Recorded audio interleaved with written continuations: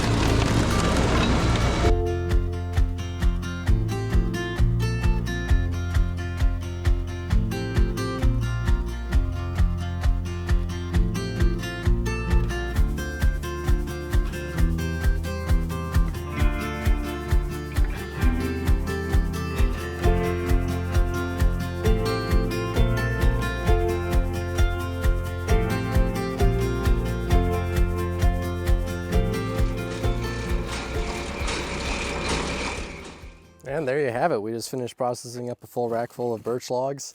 And I gotta say, I love the way this wood looks. This is a really good size. We do a lot with bundle firewood here and campfires and small indoor stoves. So that is why we split a lot of our logs to a smaller size. We do get some bigger stuff mixed in there occasionally, like this is probably as big as we kind of want to go. We do get bigger depending on what we're running through the machines and what knife we have in. With this birch, a lot of it's pretty small, so we could probably get away with processing most of this with the 4-way knife in the 365. We do have the 6-way knife, but really there's only a few logs in that pile that really look like they'd be too big for running through the 4-way to get good sized firewood. So yeah, back over by the pile, I mean, we have some logs like this one here, and there's really not a lot of massive logs in this one. We got a really small set of logs. I think with birch, I mean, birch trees don't usually get to be very massive, so getting logs like this, we're not going to see a huge variety. I'd say probably our maple load is the one that we saw the most oversized diameter logs for our processors, at least. And so going off of what wood species you're going with, that's going to be kind of a reflection of what's available to you in your market, what species you have in the area, and that's going to kind of influence what kind of processor you want to go with. Here in Wisconsin, we get birch, we get ash, we get maple. Those are all trees that grow at a diameter that is appropriate for the 365, for the 405, for the 395, for the 435, even the 315, the smaller one. As you go further out west coast, you have a lot more old growth. And once you get to old growth, that's when you start seeing those massive diameters. I mean, if you look up photos of the redwood forests in California, you'll see how big trees can get. And that's just not stuff that we see around here. It's not what we see. If you look at the trees behind me that are still, standing upright, they're not massive trees. A lot of them are trees we could put through these processors. So knowing your market, knowing what makes sense for your market, knowing what wood you can source in your market, that's step one, I think, in determining what makes sense for a machine for processing wood. I do think at the end of the day, if you want to get into, professional, semi-professional firewood production, I think a firewood processor is going to be your best bet. A lot of people start off with wood splitters. I've used wood splitters at our cabin for personal use, and I gotta say, it's really hard to go back to a splitter once you start using a processor just because of how much you can produce. So that's enough rambling for me today. I hope you guys found this at least semi-informative. Hope you enjoyed the content. If there's anything else you'd like to see, as always, leave a comment below or reach out to us through our website. We're always happy to show the processors doing new things. If you have questions on purchasing it or pricing's on our website. And if you either fill out our contact form and go to our dealer locator, we'll help direct you to the place where you can buy one of these processors for yourself. So, as always, thank you for watching and have a good one.